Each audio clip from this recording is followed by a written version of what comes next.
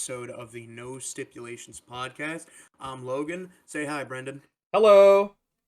And as always, we are going to get you started off on your recap of the last week of WWE action from SmackDown all the way to the previous day's NXT. Because usually we record this on Wednesdays, but certain circumstances that's flexible for certain. But Yeah, we're going to start us off with some SmackDown. Oh my goodness, my first live wrestling event, SmackDown in New Orleans. really? It was your first ever live wrestling show you've been to? Yeah, first ever. Dang. For me personally, it was my third show that I've been to. Yeah, and you told me about the guy who would have been at all three. Yes, Cody Rhodes has been on all three of the shows that I've been to in New Orleans. Yeah, I was looking, which chamber was it? 13? Yeah, 2013, which, by the way, they actually uploaded the full match between CM Punk and The Rock today from Wow. that show. I wonder if that says anything. Hmm. That couldn't possibly hint at something.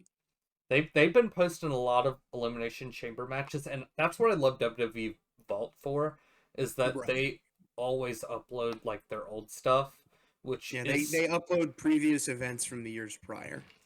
it's so much better than having to go into Peacock and skip through like 2 hours of a show just to watch a match.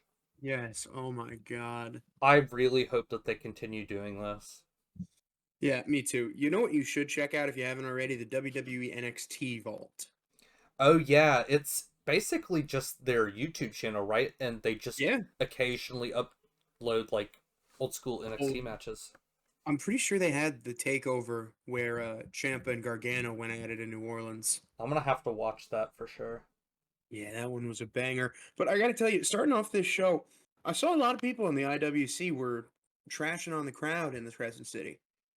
They are definitely not being fair because you look at the Smoothie King Center, they packed that thing out. Am I wrong? No, Ev- it was it it was was about full. as full, except for the hard cam side, but it never is. Yeah, exactly.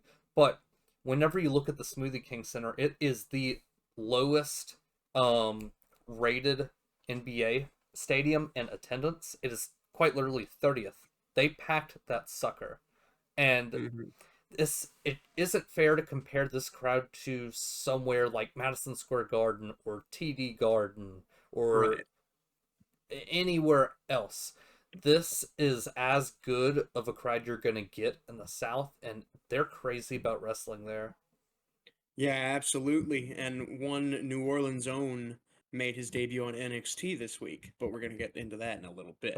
Be still my beating heart.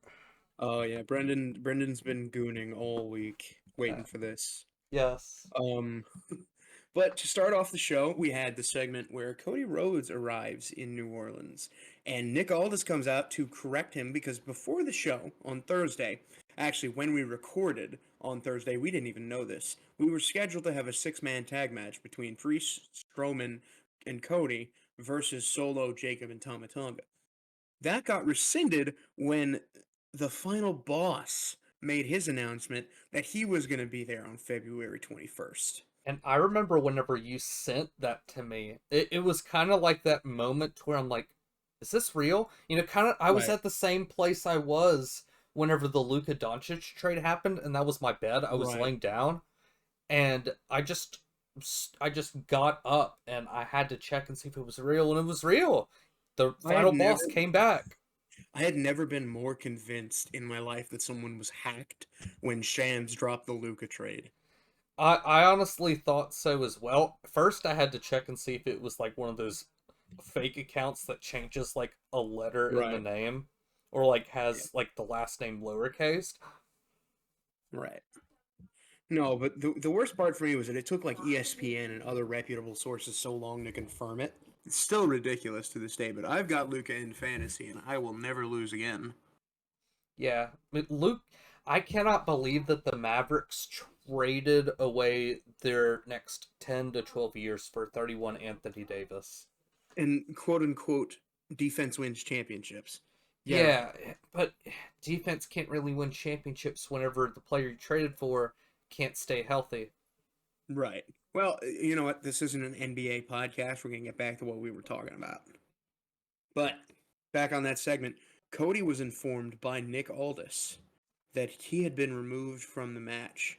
And Cody says, fix it, put me back in. But Aldis says it was from someone higher up than Aldis, out of his hands. And that the final boss wants to talk to Cody later. And I love that wording because they really are like diving and leaning into him being like this member of the board, like this all-powerful character that can control your fate. I just love that about what they're doing with this story right now. Well, he also is literally the head of the board at TKO. Yeah, there is that.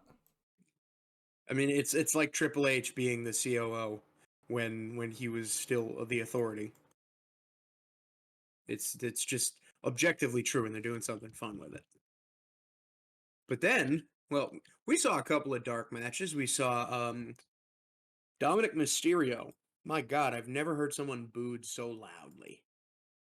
Dominic in the dark matches before, we saw WWE Speed. Dominic Mysterio beats, I think it was Chris Sabin. And then Candice LeRae retained her Speed title against Zoe Stark, who Zoe is definitely more fun when she's not talking. I completely agree. Just And let that's your in-ring work do the talking. she could really benefit from like a Zeb Coulter guy. Oh yeah, she just needs a mouthpiece, and then I think she's set. She's the female Ricochet. I'm sure she can definitely improve, but I just with Sonya Deville gone, I really don't know what direction they're going to take her. Yeah, I think maybe they just bounce her around Speed, have some good mid-card matches. I'm not sure really what you can do with Zoe Stark, but just have her maybe go on like a winning streak, treat her more like the badass that we all know she is. I'm Right. not really sure what they do. Get her in the women's mid card picture Oh yeah, the IC at some title point. conversation. Or I guess well But she was on the pre-show for yeah, SmackDown. yeah, So that's what I I'm saying. She guess was doing Speed. But then we had our first televised match, and we got to see Drew McIntyre versus Jimmy Uso. And I'll let you get the rest of this, but I want to say this because I wrote it down. The crowd, myself included, popped when McIntyre lost the kilt. It's a big, sexy Scottish man. oh my I laughed whenever that happened. In fact, I actually didn't know it happened live. I only found out after on social media. Like I I was cheering. somebody called the New Orleans crowd a bunch of gooners. Oh yeah, absolutely. We all can't help ourselves from a big, big, strong European man. Yeah, but Drew basically controlled the whole match. He was bashing Jimmy around, namely whenever he delivered the Alabama Slam onto the steps, which looked absolutely brutal. Yeah, they really know how to sell it. My biggest problem, my biggest worry, I guess, going to a wrestling show was that it wasn't going to look as good because they didn't have all the fancy camera angles, but they still made it look really good. Yeah, they really did. Other than the presentation of whenever they're in the commercial breaks and they just Yeah. dim the lights and just play promotional material, I just can't stand that. Have something going on. Oh, man. And I also wrote this down. I think Jimmy's a really good singles wrestler. He is. He is a very good singles wrestler. In fact, he's such a good singles wrestler, and WWE believes in him so much that he actually got the win over Drew, which I Which found surprising. I definitely found that surprising too, because like a month ago when he was on Raw, you had Drew doing this whole Bloodline Hunter thing, right? Where did that go? He's lost to Jimmy and Jay within the span of a month. Yeah, What are we doing here? I don't know, man, but it's fallen on deaf ears. But I mean, it is only SmackDown, February. yeah, SmackDown feels like the C show right now. Yeah, SmackDown is right now the worst of the three, which I mean is worst really the synonym we should be using because it's definitely better than what we've gotten in later years. We got to think about 2018 to 2019 booking, and remember, we have it good. Exactly. We have a good compared. But yeah, Drew also didn't seem to understand why he lost, so I cheered for this. We might edit the video in here, but I cheered when he ran back in and just nailed Jimmy with a claymore and stood over him. Oh yeah, and I love it because the crowd is mixed on McIntyre, which Right. which I love. He's a guy that He's what's the polarizing. phrase? Yes, he's polarizing, exactly. You want to love him or you want to hate him. Yeah. And I love him. sometimes you want to do all two. Um, but yeah, after that we get more Samoan action. I should have like a soundboard button where I press it and it says more Samoans. I'll think of something that we can do. I can probably use my soundboard at some point for the next recording. Just hit Rikishi's music. That dude cannot keep it in his pants. Holy crap! There's another kid out there. Dude, he needs to wrap it up. How does he have anything left in the chamber? He's got like 12 kids, bro. That man is 59. Get off of that poor woman. Rikishi has at least 8 children. Honestly, it might be more. My God. Jimmy, Jay, Solo. Jeremiah, Fatu, which is Tamiko, Solo, There's the two that I don't know the name of. Tobias Tifatu, Samson Tifatu, and then Thavana Mona Lisa. So that's what, 9? 1, 2, 3, 4, 5, 6, 7. Shit. That was in July of 2019. It seems like WrestleMania. every 2 months there's a new one. I swear to yeah, there's a new one every 2 months. I just learned about Thamiko. I think that was what it was. Yeah, But yeah, more bloodline action. Solo arrives during the commercial break, walks into the locker room with Jacob and Tama, and says spiking Tama Tonga was an accident. And Jacob, I love what they're doing with Jacob. He says he knows it was an accident because Solo wouldn't be standing if it was. dude, they're having like an alpha Or if it, excuse me, dog face off, if it man. wasn't an accident, just Solo wouldn't be standing. Love it. I absolutely love it. Yeah, I jotted this down. I said the cracks are getting bigger by the day. That first "I hate you" solo is gonna feel like cocaine. It will. It will. I hate you, Solo. Solo, I hate you. Oh my God, I can't wait. Because my thing is, what do you do with Solo after that? Have him regroup? I don't know. I think hot take maybe. I think you can get out of Solo Sikoa at least some of what you got out of Samoa Joe. Yeah. I can Big, see that. strong street fighter type. I mean, his whole thing was that he was the street fighter of the family. I think you could get a Samoa Joe kind of thing out of this guy. They'll think of something. I hope I'm sure they will. Either that or they'll replace him with yet another Samoan. I mean, But Hikaleo's got to make his debut soon, right? oh my God, why are there so many of them? That whole family cannot control themselves. But yeah, now that Cody's removed, Solo and Jacob are now scheduled for the main event versus Damian Priest and Braun Strowman. Then we go to a chamber vignette, and then we go to Mello Don't Miz backstage. Oh my God. What are we doing? Please do not put them in a tag team. Mello just got some wins. What are we doing, Triple H? I will shine that bald head of yours until it hurts. Ugh. Oh my God. Mello doesn't seem to be conforming to what Miz wants him to. Truth comes in and says, he wants you to say awesome. And by God, Truth is arguably the best comedy act in all of wrestling history. I would agree. I think he's the greatest comedy wrestler, and I know we can have this conversation like, oh well, Kurt Angle was a comedy wrestler, but he was also Olympic gold medalist, and he can Santino Marella. he could basically do everything. I'm not a fan of Santino, but I'll keep that short. Lame. Lame. You don't like fun. Uh, But then, what do we get next, Brandon? we get the Zelina Vega vignette. She says, "My dreams are a lot bigger than your measuring stick. It's not over until Zelina Vega says it's over." Put the title on her Yes, now. put it on her now. I love Now. Chelsea. I am so glad that Chelsea won the women's U.S. title first. But put that damn belt around Zelina Vega's 4'3" ass. I know. It. They got to be setting that up. They got to be You teeing it up. you got to imagine.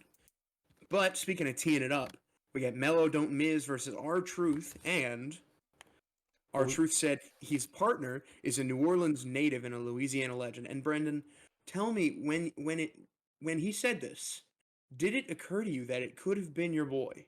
No, I knew it You was gonna ever, be you LA ever, Knight. I knew it was yeah. gonna be LA Knight. Correction, Louisiana Knight. I had been saying that ironically for months. I honestly had, It's some funny shit. and now it's canon. Oh yeah, absolutely. I love it. I called it at first. Some guy behind me, I think, said, I can't even remember who it was, but they said a really old guy. Let's see. Louisiana wrestling legend. Luke Hawks.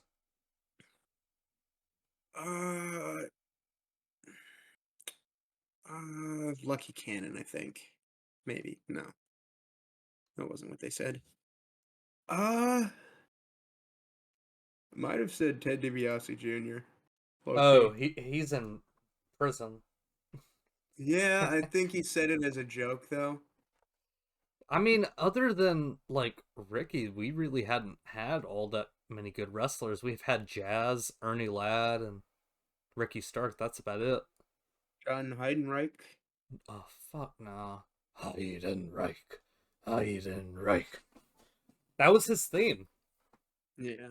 It was Mad, literally just Mad him Dog. saying his Mad name Dog. over again. That's what he said. He said Mad Dog McDowell. Mad Dog McDowell. That's a name I'm gonna have to search up on my own time. He's 3X Wrestling. I gotcha. Yeah. Either way, Truth was getting belt to ass as he usually does. Tags in the Miz. God, he gets funnier every week, I swear. He does. I'm convinced they don't give him a script and they just tell him go out there and try to make everyone break. He's brilliant. I genuinely think if because for the longest time Vince was trying to get the Taker to break, namely the Spinaroonie incident in Seattle and then Kurt Angle wearing a wig, Yeah. but I am convinced that if you put him in the ring for a segment with R-Truth and you let Truth go in there and do whatever he wanted, oh, he'd get him. He'd get him to break. I mean, Taker might be the one guy that I don't think anybody could crack. I mean, when he was the American Badass, he was definitely smiling more because he wasn't dead. Kurt Angle couldn't make him break. He tried he kissed him on the mouth one time. Remember he had the little cowboy hat on? Yes, I do remember the cowboy hat. But LA Knight gets tagged in, starts cleaning house. Action goes outside, and Shinsuke Nakamura comes out and attacks him. And you know what? When it happened, I liked the novelty of Shinsuke winning the title. But get that thing off him. Yeah, they got to get off of him. He's a Next great episode. wrestler. He's a good character, but they're not doing anything with him. I honestly think next episode they're going to take the belt off of him. I don't know. He hasn't used the mist in a while. I don't know. They just don't have anything for him, and if you don't have anything for him right now, don't waste putting the belt on him. Right. Have him come up with some new creative and then win the belt back later. Well, as a result, Mello Don't Miz gets the win, and please Christ, don't put Carmelo Hayes in the tag division. Don't do it, Triple H. I know you're grinning ear to ear. For the love of God. Then we get a Charlotte Flair vignette. Get your shovel, Tiffany, and start digging. Yes. I was out getting a pretzel during this. I can't really explain what happened because it took a long time to get my pretzel. I missed the entire segment, actually. Of Charlotte Flair? Oh, no, not the Charlotte vignette, but I Oh, probably got up and left immediately after the vignette ended. so you missed. Okay. Well, Tiffy comes out with the title. She had a match with Candice. She comes out, cuts a promo on Charlotte. Then Nia and Candice come out. They belittle her. Nia says she and Candice are going to destroy Tiffany at the Chamber, and then Nia's coming back for her title. Match starts from there. And I got to tell you, I don't know if you saw it, but Tiffany's moonsault looks so much more impressive in person. She I gets out there. Oh, so she like reaches out like far in the ring. Oh, yeah, she jumped to like damn near the middle of the ring from the corner. It's really impressive. Next year, Uh, baby, next year. but she wins off the PME. She gets jumped after the match. Trish Stratus comes out and tries to save the day, but she got wrecked too. And then we get a double annihilator. And listen, this is the part that I kind of understand the IWC being pissed at because there was no pop whenever Trish's music hit. Right. But at the same time, the way that they formatted this show was match after match after match. Yeah. And SmackDown... the fans were just tired. They wanted to see like a promo segment, which we hadn't gotten. Well, other than that short promo before the start of the match, obviously. Yeah. I know what you mean. Speaking of the IWC, I saw a lot of people giving Nia flack for how like gentle her annihilator was onto Trish and Tiffy. And my question is, you guys hated her when she was going all out and hurting people. Yeah, so why the fuck are you mad when she's taking care not to hurt people? Like that chair shot, the less than ideal chair shots in the Survivor Series match. Fuck off. She's not trying to hurt her coworkers. Bro, it's double standard BS that I hate. Nia gets way too much BS. She's so good. She's gotten so much better in the second run. She has. Honestly, Nia has my respect. Nia, please follow us on Twitter. Please. This is not pandering. We genuinely love you. Bro, we love Nia Jax. I don't understand what goes through their mind when they're like, oh, she did the thing that I wanted her to do. She's safer now. Why did she do that? Why isn't she hurting people? Shut the... Feel free to bleep this out. You in your dirty ass basement. Get out of your mother's house and get a life, you deadbeat. Great, more work I have to do. That's fine, Brendan. What do we have next? We have Cody backstage. He runs into Damian Priest. Both walked out of Mania as champs last year, but that won't be the case this year, Damian Priest says. I mean, it literally cannot be the case. Yeah. Strowman appears, says he had Priest dead to rights last week, but he gives him his props, and they both agree to handle business tonight in the main event. And then we had a women's elimination chamber match. Package. And Brendan, who do you think should win the women's chamber? I honestly have no clue. You can make a case for just about anybody in this chamber. I don't know. I'm honestly... I feel like they're going to give it to Liv. That's what I think too. That's the only one I can see making much sense. Although I do like the idea of Bianca. I would love a Bianca Rhea match, but I feel like that needs a little bit more build to it. Not to mention that, but they're both faces at the moment.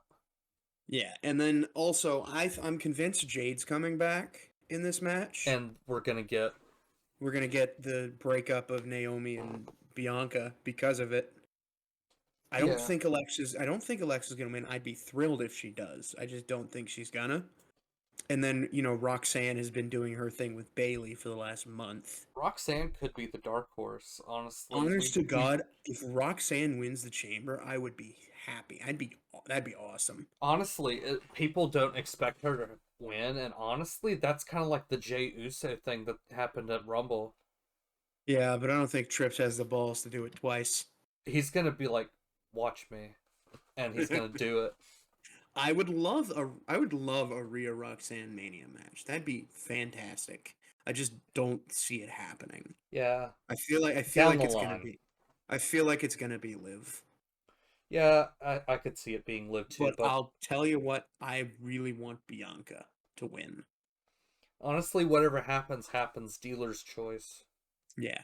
It's not our call. Yeah. But speaking of Liv, Bianca, and Naomi, Byron Saxon's backstage with the tag champs. They said that they know Liv and Raquel did it, but that they haven't been able to get in touch with Jade since the incident. It's because she probably knows what actually happened and doesn't want to Hmm. talk with him, right? Oh, perhaps. But what if they both did it? That's the thing. I mean, she was basically laid out like a Family Guy character on that car Why did windshield. who picked that pose? She looked like Peter Griffin laying on a sidewalk. Oh my god, I love it. I love her. I can't wait till she's back. Um, but then we get an Alexa Bliss promo. She said she's been in and she's won the chamber before. It's gonna be hell for the other five girls. Wrong cage, Alexa. But she also says, well, first off, congratulations on your kid, Alexa. Yes, And congratulations. she said that the names and faces might be different from when she left, but she's still the same. Yes, and Man, you know what? Say again? did we get a little QR code during this or not? I couldn't tell you. Maybe. I didn't see anything while we were in the arena. I mean, they did hide the jumbotron from us, so we might have missed a QR code, but Yeah, that was weird. I don't think there was. Um, and then Triple H heard the complaining from about the women's booking, and then said, "No match for you," because the Liv versus Naomi match that was supposed to happen never started. Liv and Raquel jumped Jade. Excuse me. Liv and Raquel jumped Bianca and Naomi, and then they were kicked out of the building subsequently by Nick Aldis. Yeah, Judgment Day was kicked out. And then President Green comes in after that, and she demands a match in Toronto because she's Canada's greatest export since maple syrup. Nick has no time, and now Chelsea has a mystery match on SmackDown this Friday. And now I will let you take this segment, Brendan, but when I wrote this, I wanted to say it, so give me a second. all right. I'll hold on. Let me make sure you don't peak your audio. Oh, shoot. All right, I think you're Here. good. Brendan. That's not some what the Rock is cooking. Bro, And what he was cooking is that Mania 42 is going to be live from the Superdome in New Orleans. I screamed at the Oh, top of my lungs whenever I got confirmation of that news. We had oh, when heard the Saints rumblings. go marching in. Oh, when the Saints go marching in. Oh, how I Oh, want to be in that number. Oh, when the Saints go marching in. And then as the oh my god. he got mad The at some of the you got fans the that were singing along. you got the Rock singing along with the largest collection of STD having trailer park trash the Rock has ever seen. Boo! And they still cheered him. Because he's the Rock. You can't. I don't know what it is that transitions for Rock between a ring and an acting like a movie set. Why is he so much better of an actor in a wrestling ring? It just comes natural with him, I guess. Honestly, he's probably, I'd call this a hot take, but he's probably one of the more overrated actors in Hollywood. Oh my God, burn me at the stake, right? No, it's true. He is he's so but you know what? It's whatever. Because he came out and he said that Mania 42 was not the only thing he had for us. Who did he call out, Brendan? He called out the American Nightmare, Cody Rhodes. He told him to get his ass out onto the ring. What? Oh, got to do my first live whoa. Almost dropped my phone. Yeah, he calls out Cody, and apparently, because a lot of people got mad on the Raw kickoff when he shook Cody's hand, but apparently after Mania 40, Mama Rhodes and Mama Rock became friends, and subsequently, Cody and The Rock became friends. But The Rock knows what's best for business, and he didn't like that Cody stole what was best for business. That being, excuse me, that being Roman versus Rock at Mania 40, and he cuts maybe the most awkward but realistic promo I've ever seen. Yes. He Um, wants Cody's soul. I loved that. The lead up to it was kind of He kept plugging Moana 2, kept plugging his tequila. But I absolutely love what they're doing here. Yeah, because there's so many directions you can go with this. With everyone in the chamber. I've seen people say Cena. I've seen people say Punk. I've seen people say Cody takes the deal. Bro, could you imagine if we get a Cena heel turn? I know it's not going to happen, but I mean the possibilities are endless. Brendan, walk with me. Walk with me. All right, I'll walk with Elias. CM Punk, fiending his whole career for his WrestleMania main event, calls in his favor from Heyman, has Roman or some member of the bloodline come into the chamber and deal with the competition. And as Elimination Chamber goes off air, Punk calls out The Rock. I love it. He takes his deal. He gets himself into the final match of WrestleMania 41. He beats Cody via authoritarian interference. And then, as the show goes off air, he shakes Dwayne's hand, hoists him up onto his shoulders, and hits him with a GTS as the confetti falls. I love it. Punk got what he wanted. He played the long game. Mm-hmm. But before any of that, don't give me the book because I will put the titles on Pretty Deadly. But we're going to get to that next. Yeah. Basically, Rock wants Cody's soul, and he's going to give him time to talk to his family about this? What? What does he need to talk to his family about? Hey, should I give up my soul? Right, like, honey, what do you think? Should I turn my soul over to this large Samoan man? Sure, honey, you do you.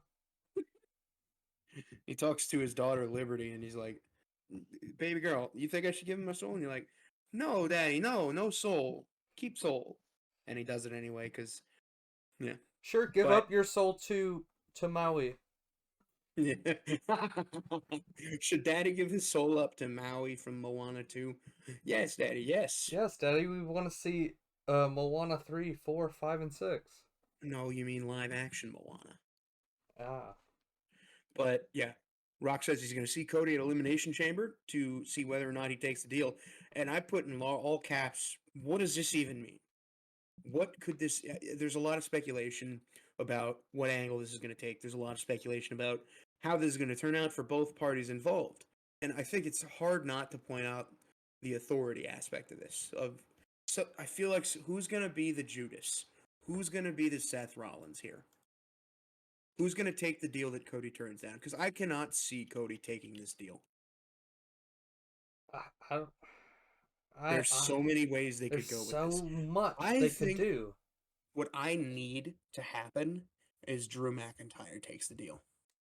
Ooh. He is kind of friendly with The Rock, isn't he? I need Drew McIntyre to take this deal.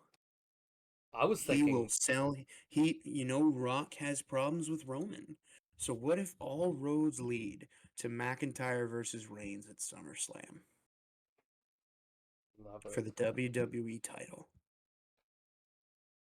I would love that too. Honestly, there's so many ways they can go. Just with this. playing with your action figures, man. Yeah. That's all you're doing. But the next segment, we get Pretty Deadly versus DIY. DIY comes out early, gives a moment of silence for Pretty Deadly's careers.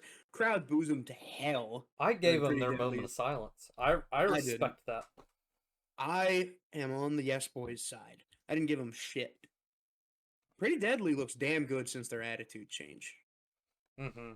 They could always wrestle, but I definitely understand why they kept them as comedy people, because they're also funny as hell. And as hard as it is to watch SmackDown these days, the men's tag division on SmackDown is so much better than Raw. Oh, miles Because ahead. On SmackDown, you have 4 teams that could be champions right now.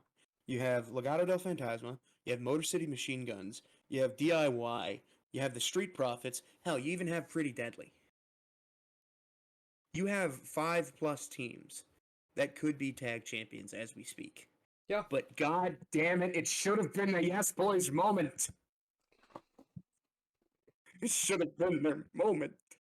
Damn you, Road Dogg. Damn you, Montez Ford and Angelo Dawkins. The Street Profits came out and they jumped both teams. And Dawkins is apparently hurt, which is why they haven't wrestled in any matches.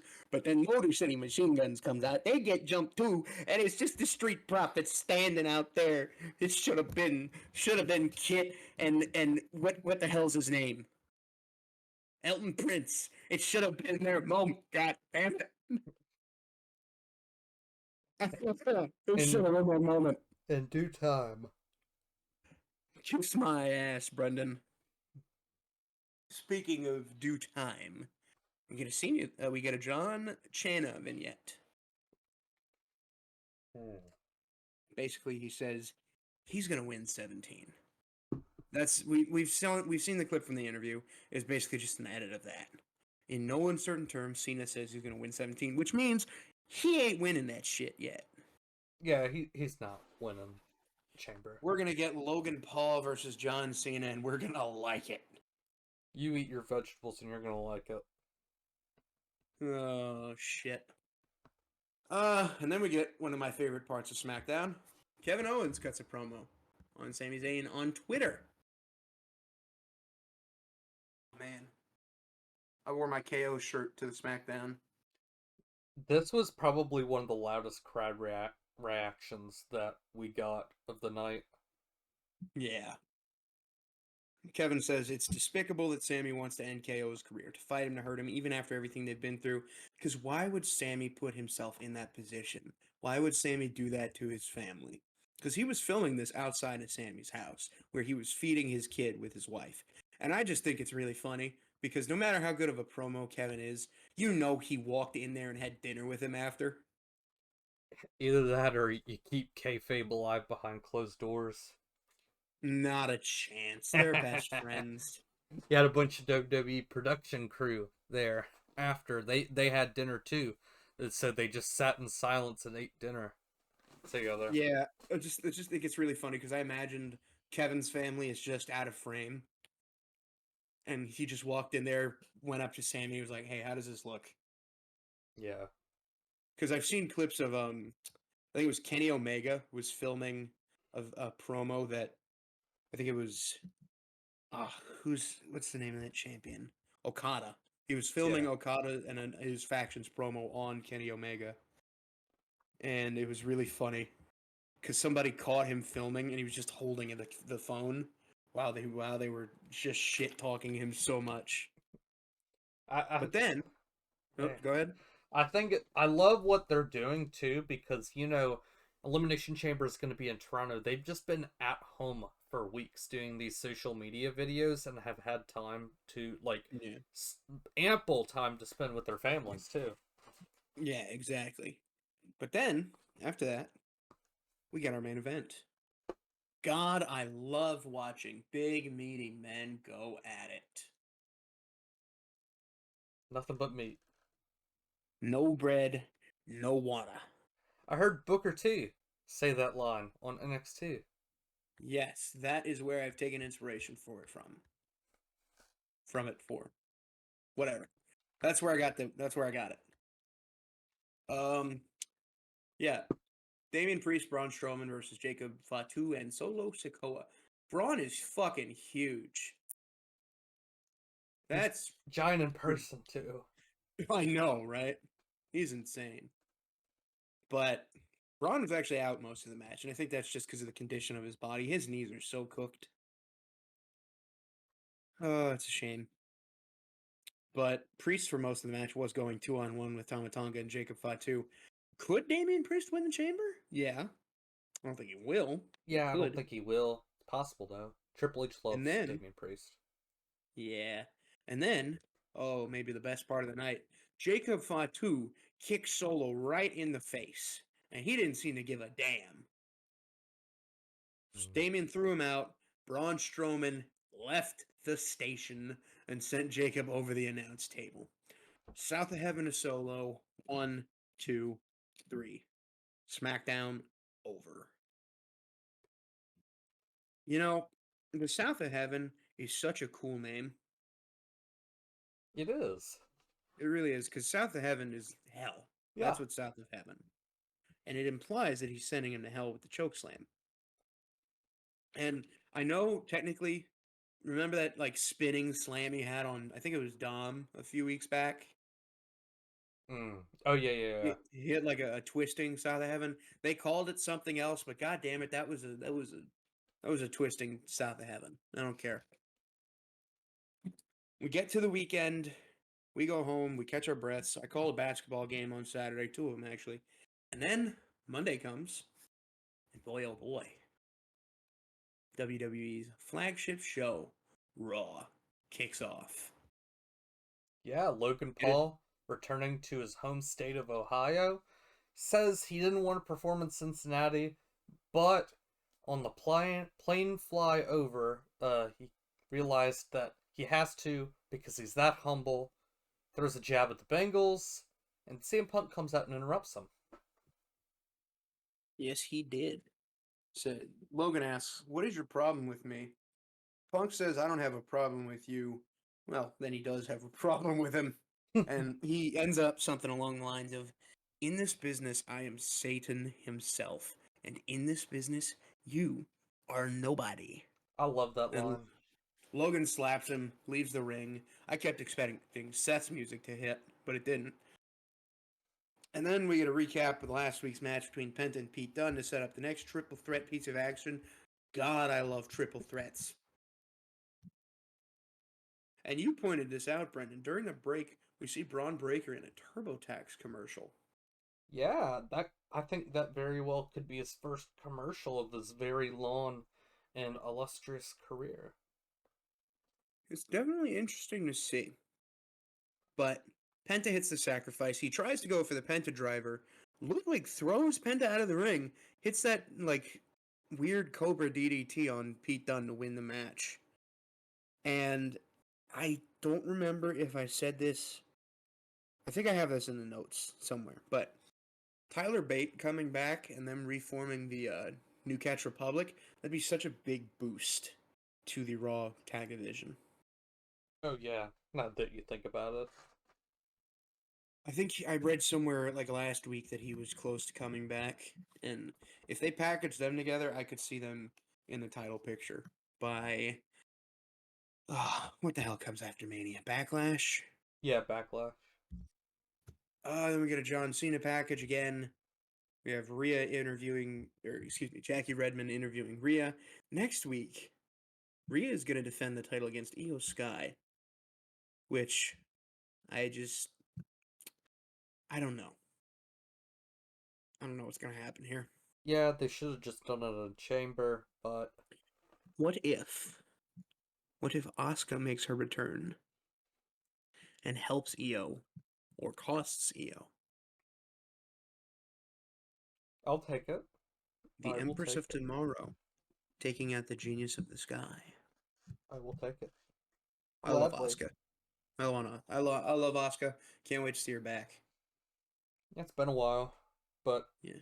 she needs to get healthy, and those weirdos need to get off of her. Honest to God, like I said about Nia, get out of your basement, you soggy, damp dickwads. Just stop harassing the female wrestlers. Same thing happened with Rhea Ripley. Stop harassing women. Exactly. Stop harassing people, as a matter of fact. Be but mainly, a respectful it's human mainly being. it's mainly women who go through this. We will say that. I will say that outright. Yeah. Leave them the fuck alone. Christ, it is not that hard to be a normal person. Exactly. Oh, God. Also, this isn't just for wrestlers, but if you are a normal citizen, just because someone's famous does not give you the right to their privacy. Exactly. They have their own lives that they get to live independent of their fame. Just because they happen to be famous doesn't... Looking back when Joe Burrow's house got broken into, stay the fuck out of their lives. My God. For real. It's ridiculous. Anyway, carry on, Brendan. Where did we leave off? Uh, it's been 5 years since Rhea and Io have fought. Oh yeah. Rhea says it's been 5 years since her and Io have fought, and in those 5 years she has beaten everyone who has stepped up to her, but after next week she will add Io to that list. We see Io, and she said she's gonna beat her again and go into WrestleMania as Women's World Champion. I would be happy. Happy, happy day. Happy, happy. Happy, happy, happy.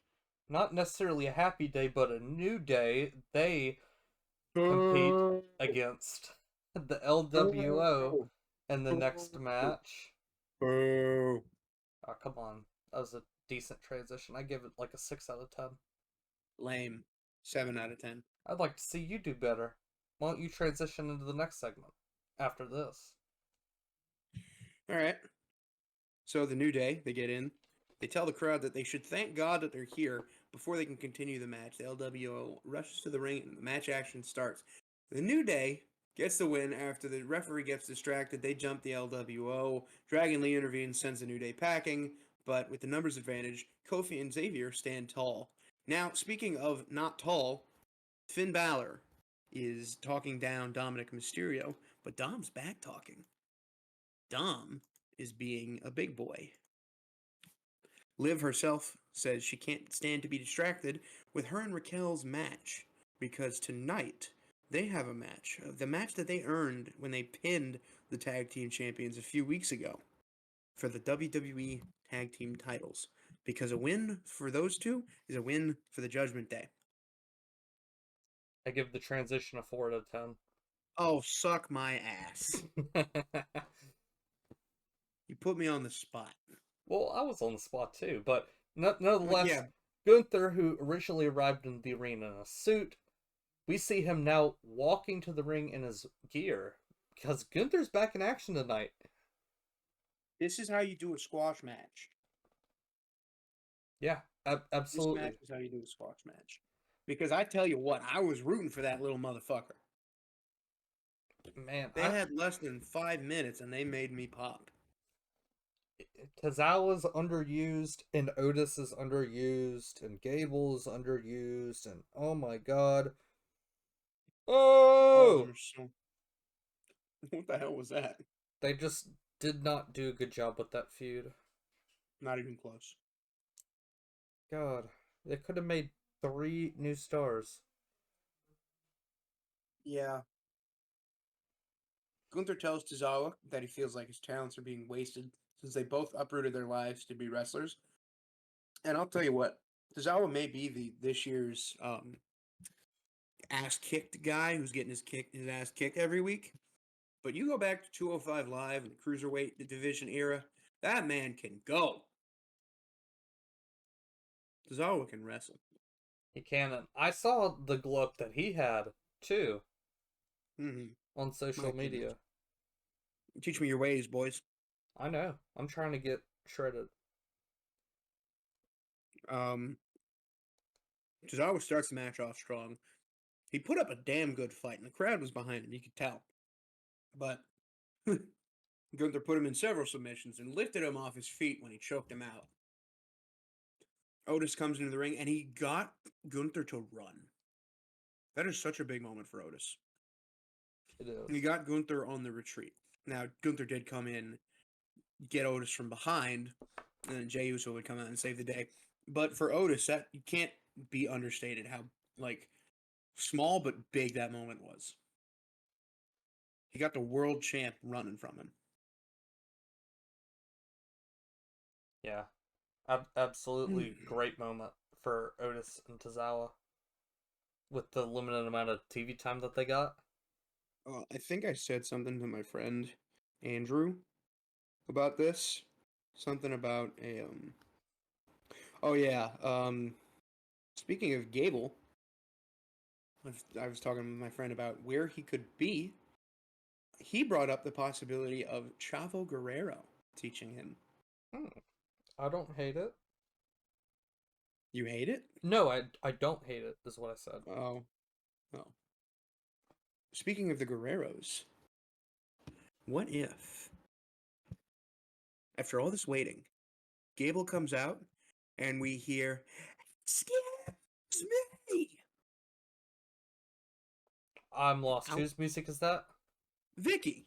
Oh, Vicky. Oh, that would be hilarious. Oh, that would be great. I didn't know That what would- you had said because your mic had peaked. I said, "Excuse me." I gotcha. Um, Take us unfortunately. Yeah. Huh? Quickly take us out of Raw because we're actually doing quite good on time. Take us out of Raw. Yeah, take us out of Okay. Raw. We get Lyra Valkyria versus Dakota Kai. And Dakota's getting her title match after she beat Ivy Nile last Monday for the qualifier. And Dakota tripped over the camera cord. I saw that. You And gotta be careful with those cables, man. you heard Michael Cole say, "Nice job, Stu." And for the longest time, I was so confused because I thought he was talking about Wade Barrett, but then I realized Stu's John Cena's favorite cameraman. But yeah, Lyra wins off the Nightwing. Then Ivy comes in, throws Dakota over the barricade, dumps she dumps Dakota over the barricade, jumps Lyra, and holds up the title. Could she be the next women's IC champion? I You think never know. possibly because you need that, jump from a face to a heel, right? Indeed you do. Then we get a Kevin Owens, Sami Zayn package, of course. Sami has a sit-down interview. Sami went to Kevin's house, and Sami's ashamed of himself for that. You don't gotta be ashamed of that, Sammy. We Hey, I still went love to you. your house first. Yeah, exactly. He started it. All you gotta do is finish it. Am I right? Yeah. Then we get to the Bianca and Naomi package with the whole Jade Cargill thing and yada yada, this, that, these, and those. Then we get Braun versus Dom Mysterio, and I had a funny as hell idea about Dominic Mysterio. Have him win Money in the Bank and cash in on John Cena the second he wins 17. Oh. You would never be able to make that man a face. Never. He'd get more boos than Edge ever did. Just imagine, Brendan. Just imagine The the heat. heat. Jesus. But Braun wins via DQ because the Judgment Day came out and jumped him. There's this really cool moment with him and Finn, a la Randy and CM Punk, back when Punk was with the New Nexus. Yeah, with the chair. Yeah. Oh, that was cool. And I'll tell you this. I could be overthinking this, but they're teasing the demon. Yeah. Oh, by the way, Kevin Dunn could never. Oh, absolutely not. Kevin Dunn sucks. Lee Fitting is so much better of a director than Kevin Dunn. He's It's not even such- funny. Yeah, he's doing great. Then we get a recap of the Final Boss and Cody Rhodes segment. War Raiders come out and attack Creed Brothers while they're having an interview. We got that match next week. Cody addresses The Rock. Seth Rollins comes out and we get the whoa. And Cody calls Seth's bullshit out because Seth is a damn hypocrite. He is. He is such a hypocrite. He broke up the Shield, and now he's saying, don't trust this guy. Seth, nobody should trust you ever, dude. Seth is a professional gaslighter. He really is. But, oh man. Seth did such a good job getting Cody back into the WWE with that trilogy of matches. Seth, I think, man. yeah. Seth is definitely going into the Hall of Fame when he's done. Oh yeah. You know how every decade there's a number 2 guy that could be classified as 1A, 1B? He's the Macho Man. Yeah, exactly. And I'll tell you this, I think he's always been better than Roman. But Roman's gotten the better treatment. And Roman, I'll tell you this, he has upped his character work and he absolutely deserves everything he gets now. Yeah. But back when Vince was pushing him to the moon and everybody hated it, maybe he should have eased up and given Seth some more spotlight. But then when you talk about Spotlight, you can't not talk about Mania 31 cash in, because that might be the best cash in ever. Oh, it will. It Heist will of the century. live down as the greatest cash in of all time. I always love watching him after the cash in because he puts his hands on his head. He does these little tippy taps with his feet. Yeah, he doesn't know what to do, so he's just like dancing on the ramp. He just came in and stole everything as the show closed. Mania 31 was a mess. It was a unexpectedly good mess though. Oh yeah, because you had Seth lose to Randy. Randy with that. I'll tell you this. I know everybody loves the Evan Bourne RKO, but have you seen the height Seth got on that one? Oh yeah, And he Mania got high 31? up. Yeah, and then you have Sting should not have lost to Triple H. I will until the day I die think Bray Wyatt should have won. Should have been the one to break the streak, if anyone broke the streak. Mm-hmm. But you know, that was that. Then backstage, Jay's talking to Tozawa. Apparently, Jay knows Japanese. Really? Yeah, he talked to Tozawa in Japanese, and we got a Natty sighting. Yeah, she was helping. She was playing the role of nurse, I guess. I don't know what she does other than wrestle. TV time for Natty, baby. And then She broke Jay some kind of actually, record last night. yeah, Jay actually gets Theory to yeet on accident. It was like you seen the clips of Joe Hendry. They clap and they're like, "Why did you do that?" I don't know. They're compelled to yeet. Kicks Grayson in the face. And now they're having beef on Twitter. So I'm sure we're gonna get a match between them at some point where Gunther comes out and interrupts and interferes. But then we get to the main event, and crap, this was a great match. Tripp saw everyone hating on him for the booking of the women's division. He said, "Let me give y'all the best women's match of the year." Yeah. Good gravy. This is the perfect use because they have the flexible time ending, like the 2.5 to 3 hours. This was the perfect use of that because I never knew when the match was going to end. Yeah, and the match was so good. I remember I was watching the match with my brother and his girlfriend, and they don't really watch wrestling, but they sat down and thoroughly enjoyed the whole match with me. 4 women who knew what the crowd needed. The crowd was going, "This is awesome." For a women's match, I'm not calling the WWE fans anything, but you don't see that very often. Yeah, you really don't. You know a match is really, really good when something like that happens. And they deserved these chants because this is in contention for match of the year. I know it's Honestly, this Cincinnati crowd for right. Raw and for the NXT show was really, really good. It was jumping. It was. But as the show closes, Liv and Raquel walk away with the WWE Women's Tag Titles. I like it as long as they defend. No Jade Cargill in this episode. I guess it's gonna Surprise. happen at Chamber. Better. I've got to think it will. But then, Brendan, what show did we have yesterday? NXT! Live from Cincinnati. Yes, we start off with the women's North American title match between Carmen Petrovich and Stephanie Vaquer. And you wrote here on the notes that Steph is genuinely gorgeous, not even in a weird way. She is a. She is like a the Dark very, very Angel. beautiful woman. I completely agree. Also, Carmen looks very good. Yeah, and she's definitely attractive, but she looks really good in the ring. Is what I meant when I wrote that. But yeah, Steph is just something else. Like I could. This sounds creepy as hell, but I could Stop while you're ahead. I could just sit and stare for hours. I I mean that in the most endearing way possible. She is ethereal. Like Vic Joseph said on commentary, you're gonna need a cigarette after. Okay, shut the hell up. Don't you dare call me as big of a gooner as Booker T. Booker is a gooner. He should be called Gooner T. Oh, shut up. Yeah, the NXT Women's Division is definitely top heavy, but damn, is it deep. You got Carmen, you got Soul, you got Zarya, you got the Meta Girls, Lola, Jada, Fatal Influence.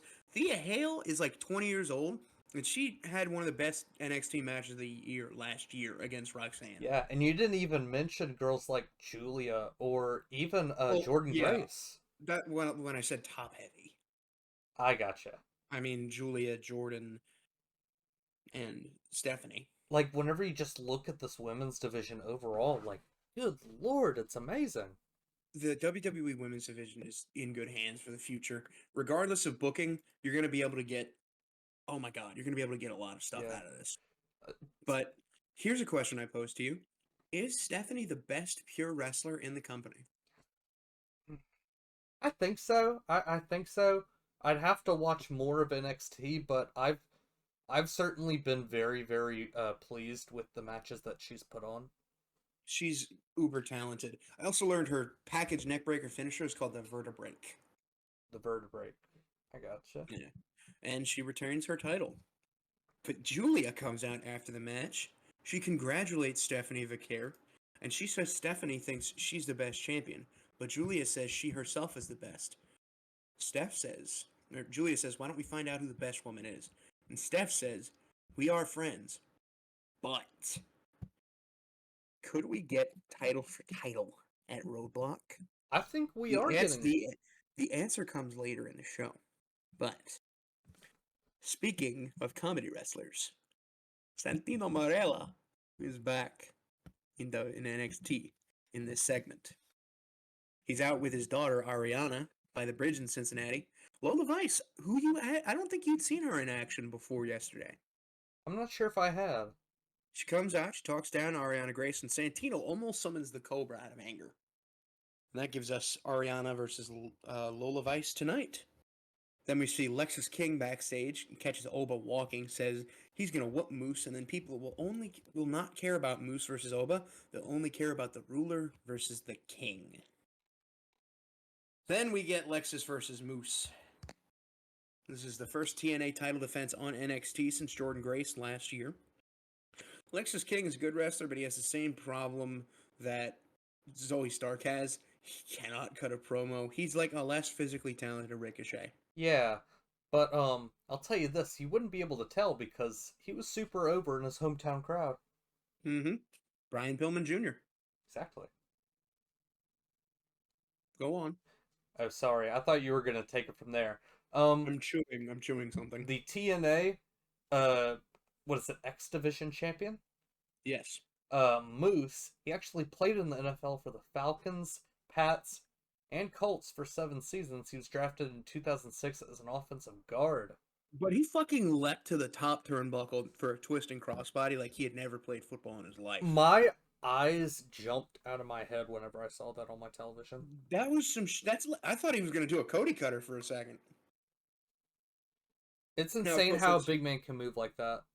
Honestly. Yeah, that's definitely partially my fault for not watching TNA. But Lexus King also looked really good. I would watch TNA, but I don't want to fork over money monthly to watch it. I do think this deal between TNA and NXT is going to help them get a better TV deal. Oh yeah, they're going to be able to get on cable eventually. Especially after Roadblock. Because Oba comes out after Moose retains, and we're getting Moose versus Oba at Roadblock for the NXT title. If we can get Evolve on Tubi, then TNA can certainly get on something. Now, this is something I found out. Moose is apparently an abuser, so fuck you for that. Yeah, I heard Moose doesn't have the best character history. Yeah. So, fuck him. Fuck him. Fuck Quinn, the real guy. Moose, whatever. Anyway. Yes. We get Sean Spears, a vignette for him. He is, of course, well known for Ty Dillinger, the Perfect 10, and being Stan getting kicked in the face. Now he's back from AEW. He's guiding misguided young talent to the right way. He's transformed Brooks Jensen, Nico Vance, and now Izzy Dame. And I made this comparison myself. Spears is the evil teacher to Andre Chase's good. He's the Voldemort to Andre Chase's Dumbledore. Well, with that being said, you would have to call him, and not Sean Spears. What? You would have to call him, and not Sean Spears. I think you're cutting out. I cannot hear No, the joke you're that's saying. intentional. You're not supposed to say his name. Oh, I get it. Oh, he who must not be named. Exactly. But uh, Sean Spears sitting on his chair, surrounded by his new family, says they're here to take over the NXT, and Sean Spears is set to win the North American title next week. Then we get Ariana Grace interviewing instigating Kalani Jordan to talk about Jada Parker. Jada didn't like that. They start yelling, and then the video cuts off. But then, oh baby, then Jordan Grace comes out. She saw the hunger of the division. She wanted in. She knows Julia and Steph felt the shift in the plates in the ground they laid when Jordan arrived. Roxanne, of course, cuts her off, welcomes her back. She says she beat Jordan last year, but Jordan counters that and says, if this is your division, where's your title? Roxy says, what, the title you couldn't beat me for? Ah, man.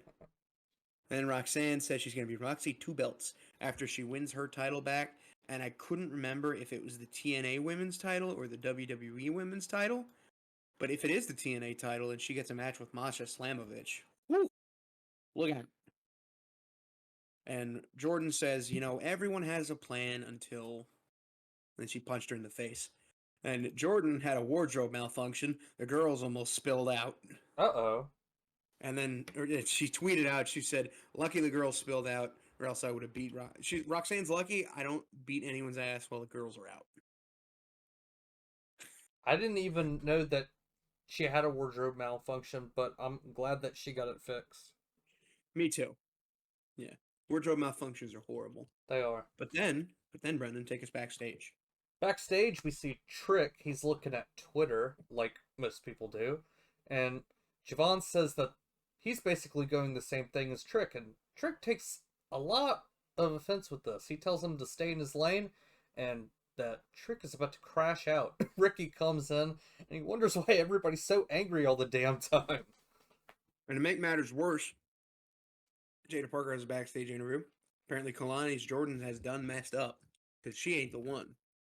Jada says that Kalani's lack of confidence is not her problem. She references Mello by saying there's a him in WWE, but Lani is not her. Jada Parker ate with this promo. She is. She did. Absolutely. Then we get a video from one of these Mystery 4 confirming they're in the building. It was just laughing, right? Yeah. But then,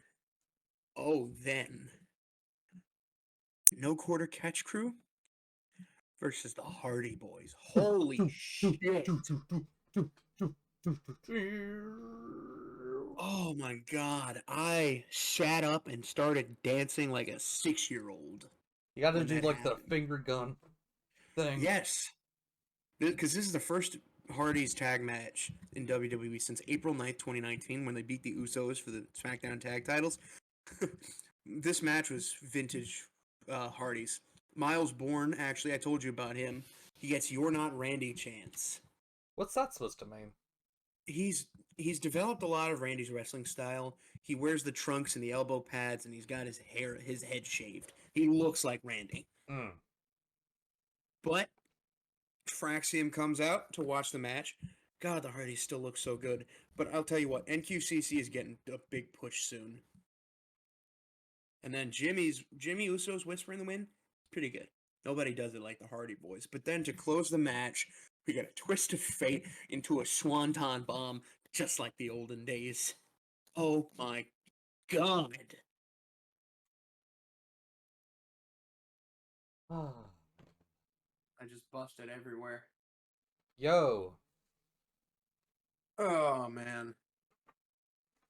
But then, also, side note, WWE's apparently filed to trademark Fraxium as a term. So, Yes, they should. That's there's a lot of stupid trademarks out there, but this is one that I could definitely see them getting. Yeah. Fraxium welcomes the Hardys to NXT. Matt says they're damn impressive. Nathan says they're the greatest tag team in the world today, face to face with the greatest tag team of all time. Jeff says spare the small talk. Fraxium versus Hardy's for the best tag team in the world. But then we hear that operatic music hit, and Santino Marella enters the ring with his old theme. He's the TNA Director of Authority. He was talking with Ava, and we are getting Fraxium versus the Hardy Boys at NXT Roadblock for the TNA Tag Titles. In Madison Square Garden Theater. Holy shit. This is a dream match that we're getting on a Tuesday. For real. This is God. And I know the Hardys are likely going to retain, but they likely get an NXT tag title match as well. Dude, did you see the news that the Hardys are likely not just here for a one-off? Yeah. That they are likely to get a main roster program in the summer? I mean, they got a whole new release of WWE merch. I wouldn't be surprised. Hear me on this. Jeff Hardy, CM Punk. One last time to settle the score. I need to get at least a match on Raw. That's the least. Jeff and Punk are tied 3-3 all time. Winner take all. Oh, God. I would need it. I need that like I need air.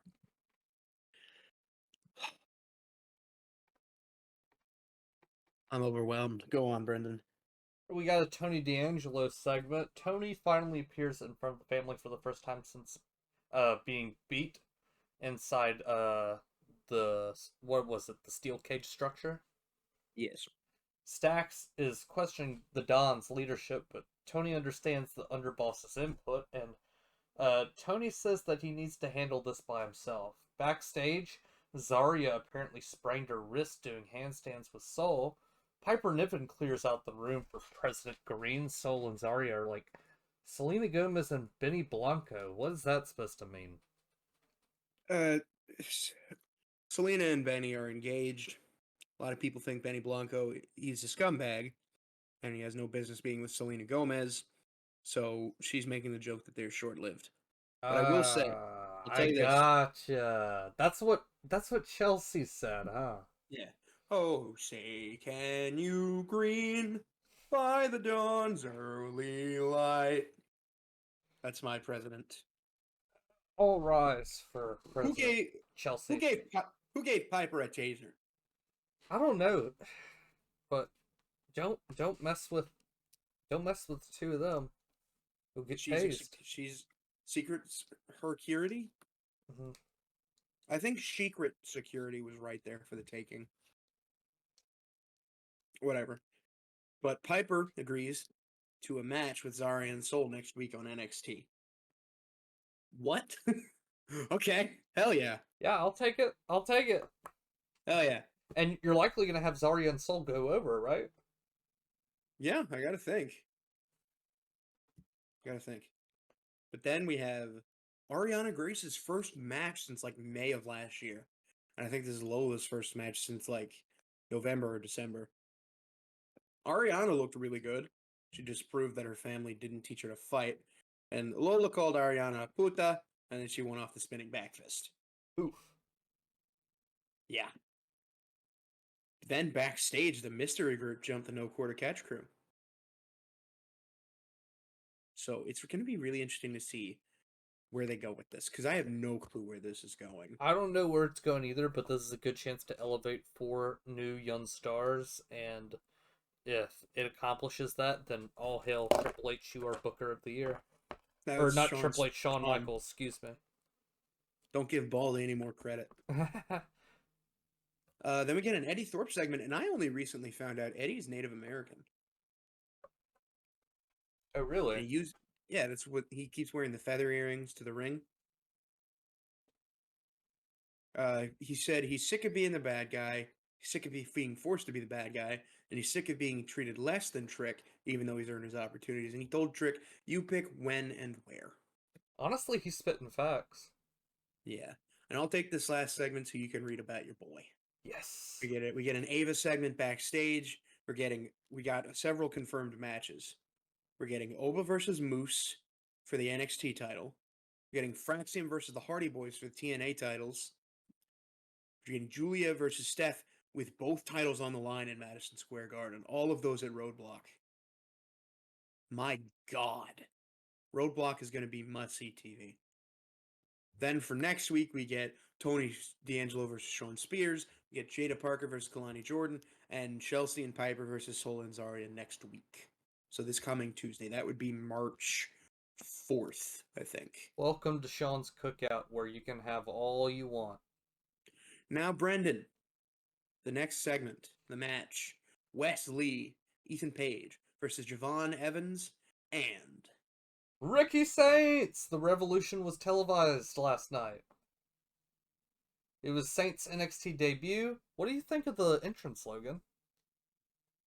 I think the presentation is great. I love the way the spinning the lights around him. Yes, that's what I love too. And the music's not bad either. It's a good rip on his AEW music. But if they could get rid of that, what the hell did you say? The revolution is here? Like, the Revolution has arrived, the Revolution is televised, something like that.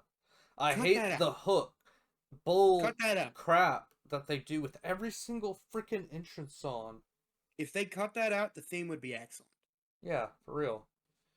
Because you look, Jim Johnston, I know he probably doesn't want to come back. That dude could be a fantastic film composer, and people need to take him more seriously as a musician. Yeah. I mean, you don't have Metallica starting off their songs with Ride the Lightning before they start. Right. Because my thing with this is, Santino Marella was a jobber for most of his career. He was a comedy guy his whole career. But his music is better than like 90% of the roster. Yeah, whenever a job guy's got better music that fits his character more than some of these other people. And I'll give Def Rebel this. Every now and then, they hit on something. Seth Rollins, I think they really hit on Trick. Rhea Ripley, Roman, I guess. They always hit on Samoans. Yeah. I don't know. But go on, Brendan. But, Cody said that Ricky is the most naturally gifted wrestler since Barry Windham. Corey Graves had contacted Cody Rhodes over text to get his thoughts about Ricky. That's what he said. And Cody also said that Ricky is perhaps his last friend left. I found that very interesting. Really interested to see what Ricky is like in singles action. Yeah, definitely. Because he was good, but I'm not gonna go. I wrote this down. I like going into new wrestlers blind. I like learning as they go.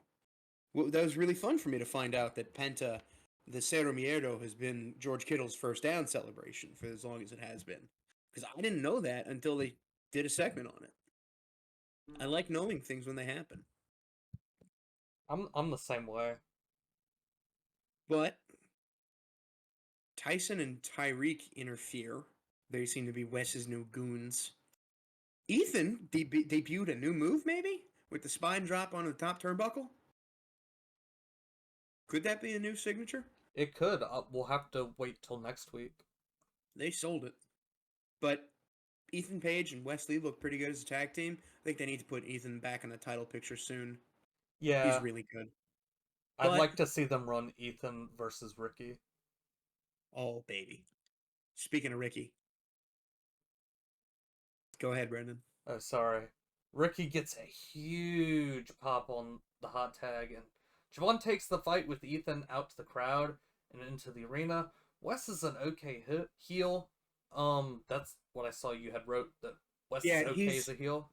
He's all right. You know, I'm sure they're gonna do more with his character. Right now, it just feels like he's trashy, and that's it. But I'm sure they're gonna figure it out.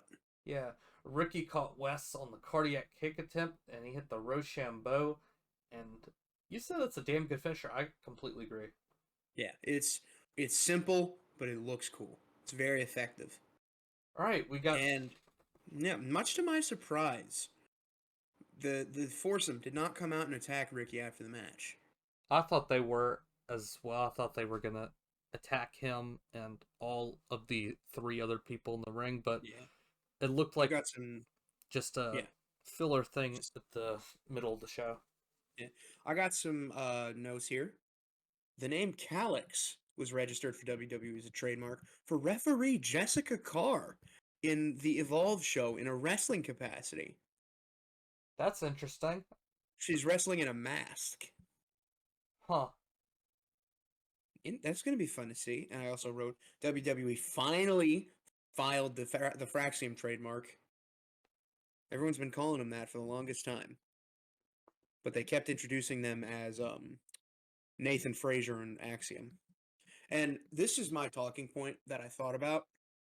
I think Triple H's long-term booking makes short television and his short-term booking questionable. What do you think? Okay. I'll give a extended explanation on why I think we just need to enjoy the ride that Triple H is taking us on.